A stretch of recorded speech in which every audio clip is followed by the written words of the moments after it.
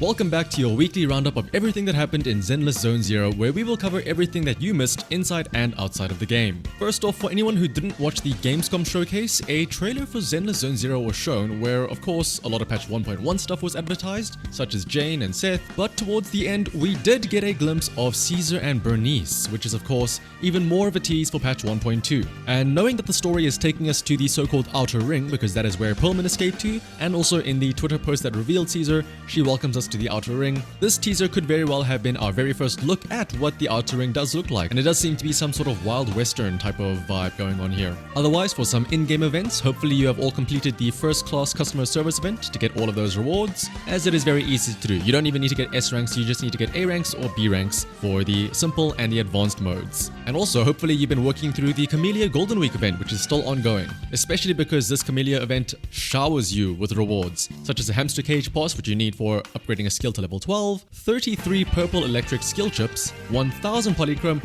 and arguably most importantly to me, 420,000 Denny's. Nicole's dream event, and mine actually as well. But the event train does not stop there, because on Friday, August 30th, we are going to get another event. Although this one won't be as involved as the Golden Week one, it'll be more of a simpler event similar to the first class customer service. It is the Daily Life of a PubSec Officer event, where we can put ourselves in the shoes of a PubSec officer and address the worries of various people from New Eridu, which includes other agents. Now, as mentioned, this event will start towards the end of August on the 30th, on Friday. So, speaking of the end of the month, make sure that if you haven't already, go and buy out everything and anything that you need from the Scott Outpost vendor, using either your Z merits or the materials that you get from Shiyu Defense and Notorious Hunts, as well as also anything that you want from the Signal shop, such as the discounted rolls or the extra Sokaku and Piper copies if you are looking for those, as all of these will be resetting at the end of this month. That is not the only thing resetting though, as the current critical nodes of Shiyu Defense will also be resetting, and with that,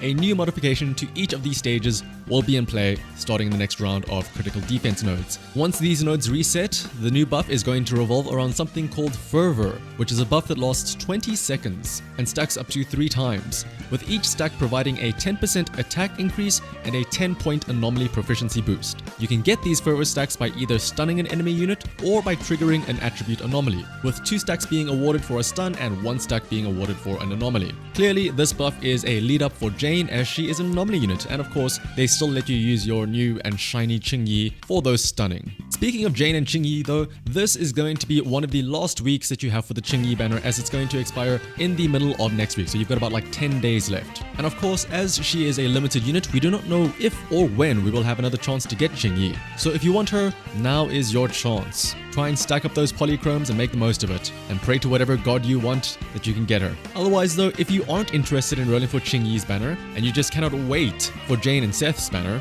you can instead spend this week preparing for them by pre-farming some of the materials needed for both Jane and Seth. If you do want to raise one of them to level 60, you're going to need a whopping 800,000 Denny's, 4 green certification seals, 32 blue seals, and 30 purple seals of the corresponding types to get them up to max level. So that is Anomaly for Jane and Defender seals for Seth. And as for the materials that you need for their core passives, Jane will require the Ferocious Grip, which you get from the Dead End Butcher Notorious Hunts. Meanwhile, Seth will need the Living Drive from the Mech Notorious Hunts. Now remember, you can only do 3 Notorious Hunts per week, so make sure that you are stocking up on the items that you need sooner rather than later. Aside from the weekly items though, they will also need the purple items for their core passives, and in the case of both Jane and Seth, they will both be needing the Falling Fist purple material from the Expert Challenge against the Rampant Brute. So if you haven't already, now is your chance to start stocking up on materials that you need so you can have both Jane and Seth combat ready the moment you get them next week. Otherwise though, heading over to social media, we have a couple of cool new things. First off is the 3rd sticker set featuring the characters from the new Eridu Public Security. These are of course free to download, and you can use them to send to your friends when you don't feel like writing an essay. You can just send them a smug rat in response instead. I highly recommend doing that. It's what I do.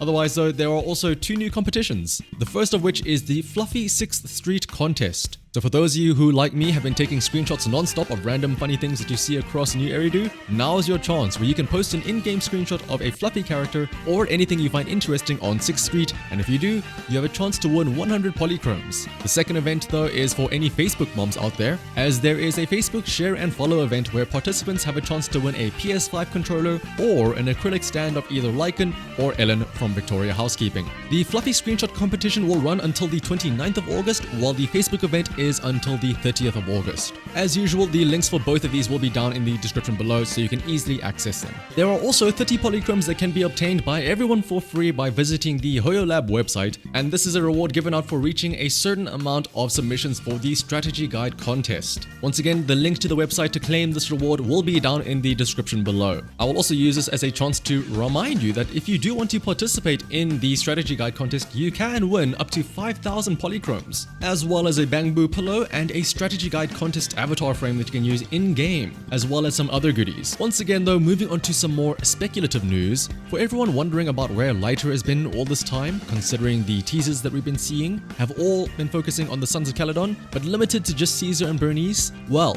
supposedly Lighter was meant to be an A rank, but some game files have shown that it is possible that the signature engine for Lighter, which was an A rank engine, was changed to become an S rank engine. Now, from what we've seen so far, an S rank signature weapon does typically mean that it goes with an S rank agent. But of course, we will have to wait and see what patch 1.2 has in store for us, as if Bernice and Caesar are both S ranks, we might have to wait until patch 1.3 to see an S rank Lighter possibly come into fruition. And now going even further down into the deep speculative territory, there have also supposedly been leaks of 3 new members from the Obol squad, so that is the same squad that Soldier 11 is from. Now again though, all we have to go off are character descriptions, so no visuals, no skills, no gameplay, nothing.